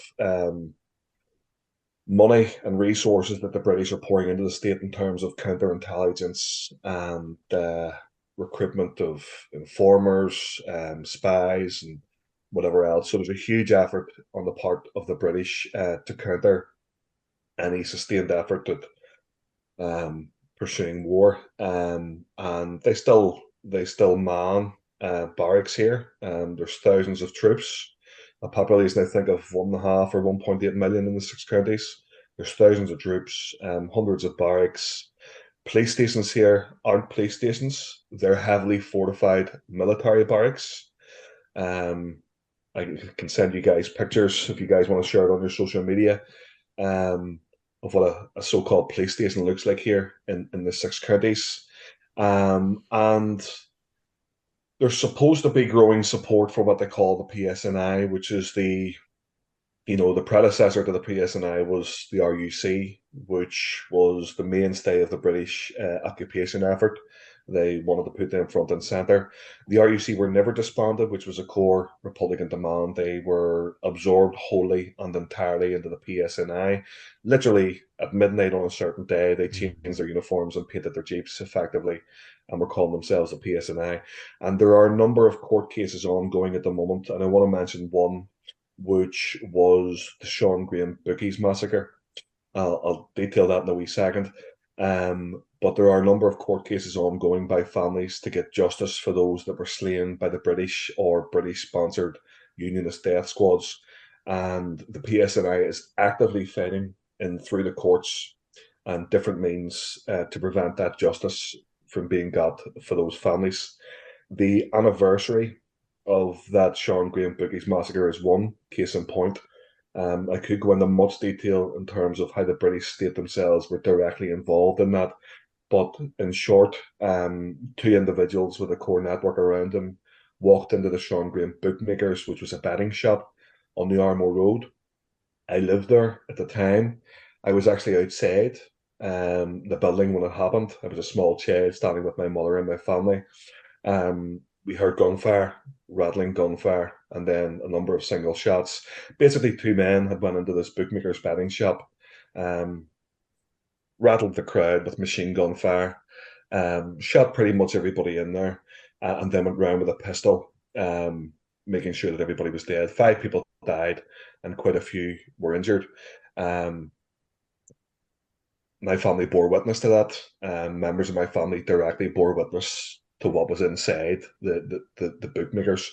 And the anniversary of that event, the 21st anniversary occurred, I believe it was today, on the day of this recording. So I don't know when the podcast will go out, but as we're recording, the anniversary of that was today. So I'm glad to bring that up. So those families are still fighting for justice, and this supposed new dispensation in the 6 counties, there was no amnesty. There is an effective amnesty for British troops. One was just sentenced in recent days for the murder of a man called Aidan McAnespie. He was an unarmed Irish civilian going to a GAA football match, an Irish football match, and he was shot by the soldier who let off 3 rounds from his rifle. He said his finger slipped. The court found that he was guilty, which I was surprised at. And for murder or manslaughter, he was sentenced and given a suspended sentence. He'll never serve a day in jail, and that was just in recent days. So the British state has granted an effective amnesty to those that plied their hire in the 6 counties. If you are caught and convicted for what they would call a terrorist offence, so if you were a member of the IRA, the NLA, or another organisation and you were fighting for liberation, if tomorrow an individual is found to be guilty, he will serve a sentence. There is no amnesty. Under the Good Friday Agreement, you will effectively serve 2 years in jail. So if in 1971 or 1970 you went out and took part in a bombing campaign or defended your community, if the British state nowadays, in supposed peace times, if they find that you were responsible, they will pursue you and they will bring you before the courts and they will jail you for a period of time. After that, you'll be released on license. And what that means is the British Secretary of State, if he finds that you're not falling within what they expect of you, they'll just sign a bit of paper and send you back to jail. And that's the system that exists in Ireland at the moment. There's much more that I can say, but what I will say is this: draconian legislation used during the war still exists in Ireland. Irish people and solicitors have fought tooth and nail through the courts to get them banned, but the British always have another one to bring in on top of it. The most recent one is called the Justice and Security Act. They have forcibly stopped and searched 1/5 of the population of the 6 counties in the last 10 years, which has led to next to no arrests, next to no jail sentences. And they don't record the community background of those that they stop and search because they know it will show that is almost always used against one section of the community, and that is what would be termed the Catholic nationalist Republican community. So this view that things in Ireland are resolved isn't the case. There's still an occupation. The 26 county state in the south is still a conservative, neoliberal, super capitalist state, and there are efforts being made constantly by activists across Ireland. I'm proud to know many of them. They're fighting tooth and nail to bring that to an end. If anybody wants to support that or support Lasser Yard, I'll just use this opportunity when I'm talking about it. I hope you guys don't mind. Our website is lasseryard.com, LASAIRDHEARG.com. You can join our supporters network on there if you want to give support to the Irish freedom struggle. Any income that we receive doesn't go to members, or doesn't go to staff or anything like that. All our members, all our funds come from members themselves, and anything that is donated goes directly to campaigns. So any donation made on there will directly fund the campaign for socialism and liberation in Ireland. So lasseryard.com, LASAIRDHEARG.com. And definitely send me that link and I'll put it in the show notes for sure. Absolutely. Yep. I got Paul, just a real quick follow up on that. Do you think that unification will happen under the Good Friday Agreement if they do the referendum? Since the population in Northern Ireland is more, I guess, what they said, Catholic, so it's more quote unquote Republican. Yeah, I mean the mainstream supposedly Republican Party, who is arguably the largest party across both failed states in Ireland, is Sinn Féin. And so they would draw a lot of support from communities across the island. I'm not a supporter of Sinn Féin. Quite a few of their members are landlords, and their legislative members and stuff like this are landlords. They hold sizable housing stock in parts of the communities where I live. And so their interests are different than mine. I do know people that are members of Sinn Féin, and that's up to them if they view that the struggle can be pursued through that strategy, electoral strategy, or whatever else. Good luck. I don't think that it will. Over the past 2.5 decades since the signing of the Good Friday Agreement, the aims and objectives propagated by Sinn Féin have slowly been diluted over time. We were effectively promised a united Ireland um, by 2016 was the last one I think was put forward by Martin McGuinness before he passed away. Um, and you can see that the objectives are slowly being diluted, but there does seem to be this huge amount of hope placed on what they call a border poll. Um, I place no hope in it at all. If a border poll can achieve some form of unity, it will not be a socialist republic. It'll be the unification of two failed states into a single failed state. It'll basically mean, there's a great quote by James Connolly: unless you set about the organization of a socialist republic, your efforts will be in vain. And he says about, lowering the Union Jack and putting up the green flag, but your eviction notices, instead of having the crown on them, will have a harp.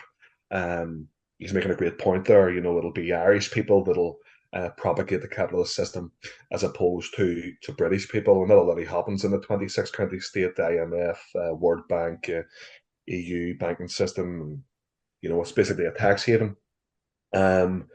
So no, if any efforts around the border poll are to bring any kind of a republic about, it'll be a republic with its own vested interests or firmly in the pockets of the business class. So all our efforts as an organization, Lesser Yard, all our efforts are about the creation of, firstly, the creation and the rebuilding of republicanism, given that it was subsumed into the state in 1998 effectively. And we hope that the rebuilding of that Republican movement can be given a proper socialist character, with a good economic narrative or good materialist perspective of the world behind it. And so all our efforts in the future, we hope that we can create something that we can hand, if not before then, but to the next generation who can do something more effective with it. And so no, we don't view hopes around a border poll as bringing any kind of a meaningful Ireland to the Irish people. Popular slogans at the time of 1998 and Sinn Féin, the Republican movement at the time, would have been the fight for a socialist republic. Over time, that's slowly been diluted to a republic, and now they're calling it a new Ireland. And now there's talk of citizen assemblies and whatever else. So yeah, the goalposts are always moving. And when it comes to a border poll, ultimately it's up to the British state to grant one. We have something called a triple lock. So it would have to be approved first and foremost by Stormont, which is the legislative assembly here. But Stormont, the Good Friday Agreement, has something built into it, which is called a petition of concern, which basically means that either party, orange or green, for want of better words, can draw up a petition of concern and effectively block any piece of legislation. So essentially, the unionist community in the 6 counties, no matter how small it gets, if it's as small as 5% of the overall community, they will maintain a veto on Irish unification through a border poll. And that's built into the legislation. So all these hopes and dreams built into this fight for a border poll is, it's a pipe dream, because even beyond that, the British Secretary of State or the British Cabinet will have to tick the box and say, okay, we'll let it happen. So even if Stormont agrees, the British will have to agree to it as well. So yeah, it's a pipe dream. One more question about that. This is a very interesting topic. Is just do you think that a border poll would cause an influx of violence like we saw during the Troubles? Good question. Because I say this because I remember like in documentaries and stuff, they talked about actual violence of people trying to register people to vote for certain things. Like the different paramilitary groups would kill civil servants trying to register people to vote for. I don't know if it was on the Good Friday Agreement itself or some sort of it was some sort of referendum like in the 90s, I think, and it was or something around there. So do you think that like it could cause like an uptick in violence? I think what you're referring to is a census taker. There was somebody shot many years ago. Was it. Yeah. I don't know all the detail around that, but anybody who's viewed to be working with the state and has been warned in advance would have been viewed as a legitimate target by the IRA or others. In terms of violence around a border poll, there wouldn't be there wouldn't, I expect, be violence from Republican organizations. But I do know that there have been comments made by loyalist death squads, which still exist. And the individuals that run those organizations sit with the PSNI, the police here, have cups of tea and whatever else. They still exist. One was arrested with weaponry in his car the other day, and he won't serve a day in jail. So the whole dynamic's just all here, for want of a better word. I'm sure, they have been threatening an uptick in violence if there is the potential of Irish unification. I don't think that they would hesitate to some degree. Whether or not they would be capable of a sustained military campaign is up for debate. And I would imagine that even though Republican organizations aren't necessarily sectarian and they wouldn't want to get involved in a sectarian war, they will be actively considering the defense of their communities, with the prospect that loyalists might, anybody, when the loyalists go to war, the only people that generally suffer is the Catholic nationalist Republican community. And so there will be people out there that will remember the path. They will remember communities that weren't able to defend themselves, and they will actively be making preparations for that. So, yeah, to a degree, there is an expectation that there could be violence, but on the flip side of that, the likelihood of a border poll coming about, even within this generation, I think is highly doubtful.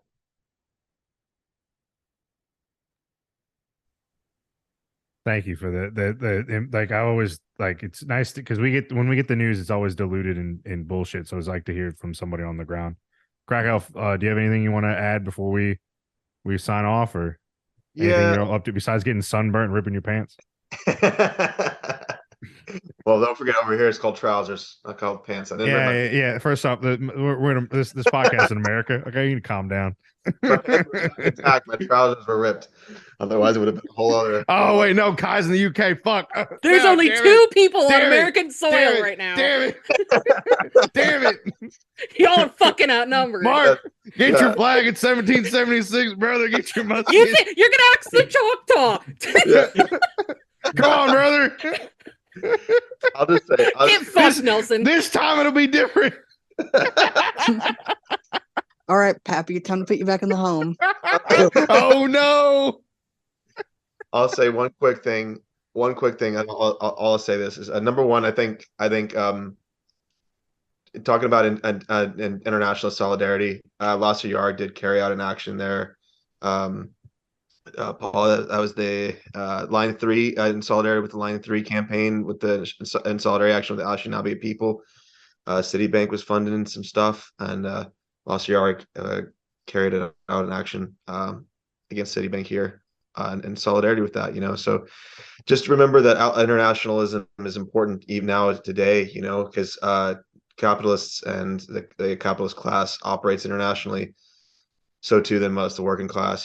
So that was a great action that was inspiring to me. I wasn't involved in it, but I was one of the things that made me really catch my eye in Lassa Yard. And then the second thing I would say is the difference to me between Sinn Féin and Lassa Yard, from maybe an American context, is I think Sinn Féin would be more than happy to take pictures with Hillary Clinton, Bill Clinton, or any of these other war criminals, Joe Biden, issuing congratulations statements and things to Joe Biden and all this. They're more than happy to take selfies and things with the Democratic establishment. Meanwhile, of course, they would try to say that they have solidarity with Palestine and Cuba and stuff, but I don't. It doesn't really stack up to me. And I would say, in stark contrast to that, one of the best actions. What I would say, all of Lassa Yard's actions are commendable, but one of my favorites as an American immigrant living here was when Queen's University in Belfast was making Hillary Clinton the honorary, I can't remember what title it is. She's some honorary official. Chancellor. She was in town accepting this right, and Lassa Yard organized across leftist, like a lot of other leftist organizations were there as well, came together to basically heckle Hillary Clinton out there in public for being a war criminal. hold on, wait. It actually it made BBC. It made BBC News. There's a BBC article about it. Like, and these are the real revolutionaries here behind that action. Now I'm not- laughing because I don't know how bad infighting is over there, but like leftist infighting in the States is horrible. So like the fact that like Hillary Clinton being such a horrible person was able to bring solidarity amongst these organizations. We're like, all right, we'll put our slightly different sectarian bullshit aside to come together and fight this horrible person is fucking great. That Hillary Clinton of all people is the great unifier of the left. Yep. So that's the difference. So if you're looking at supporting a group, I would say Wasser Yarg. If you're in America and you're Irish heritage or something, and you're looking to support a group, Wasser Yarg. Don't give them any idea. I've had to hold my tongue this entire episode. Don't give them any ideas. Really, anybody, regardless of heritage, whatever. Anybody. I wanted to be clear real quick that we are the Irish in Ireland are good, right? We are pro Irish in Ireland podcast, right? The Irish in America get fucked. All right. Yeah, you destroyed Boston. Anybody, regardless of your background, if you're looking to support Ireland, yeah. Sign up with Wasser Yarg. Follow Craicelf's initiative. Follow his example and move back. Do you really want to? I'm sorry, but do you really want to inflict a whole bunch of Irish Americans on them? Do you really want to? I don't want to deal with Irish Americans. Yeah, nobody wants to. It's literally just going to be entire police departments getting shipped over to Ireland. No. You can keep those. The entire Boston police department just getting uprooted and sent to Ireland. I don't think it'd be as bad as if the Italian Americans we had to go back. We don't even speak the language. Have you ever come across a couple of Irish American boomers going, we want to go to Ireland? What is that you all are speaking? Yeah. Oh my God. If it's anything like my mom's friend Sal, who's an immigrant from Sicily, talks about Italian Americans and how horrible they are, I can only imagine. Would it be like some guy who's 5 generations detached from Ireland and thinks they have an O in front of his name? It's like, I'm just like you, just showing up and just racist as shit. Because it's just like we said before, it was like somewhere in that passage, probably around when the Titanic sunk, they started going from hating the British to hating black people. And I don't know what the fuck. It's just because it's anyway, listen to other episodes to talk about my rants about Irish Americans. But not as bad as the Italian Americans, obviously. We're the worst, according to Kai and Mark. It's true. Our food's better though.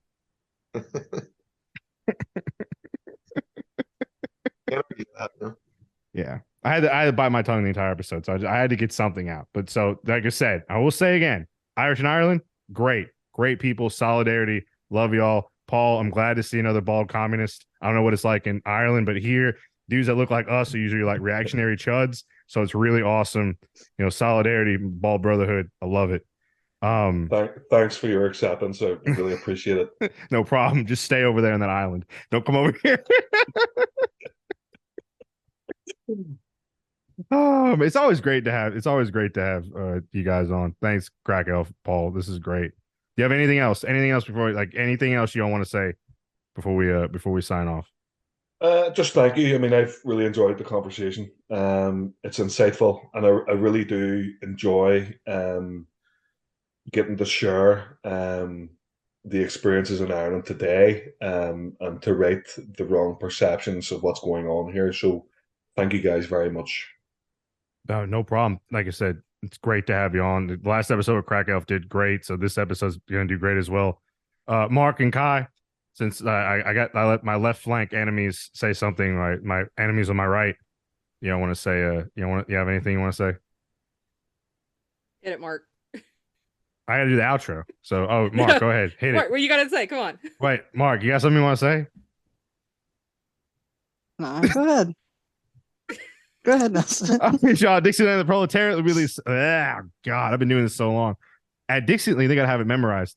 At Dixieland, the proletariat, we believe the South will rise again, but this time for the right reasons, those being worker-owned means of production, decolonization, and self-determination for all oppressed peoples. Make sure to click on our link tree in the show notes to find all of our social media. We are coming to you from the birthplace of the civil rights movement, Montgomery, Alabama, as well as sweet Georgia and jolly old England. We would also like to recognize we're recording on land that's occupied and rightfully belongs to the Muskogee Nation and the Cherokee Nation.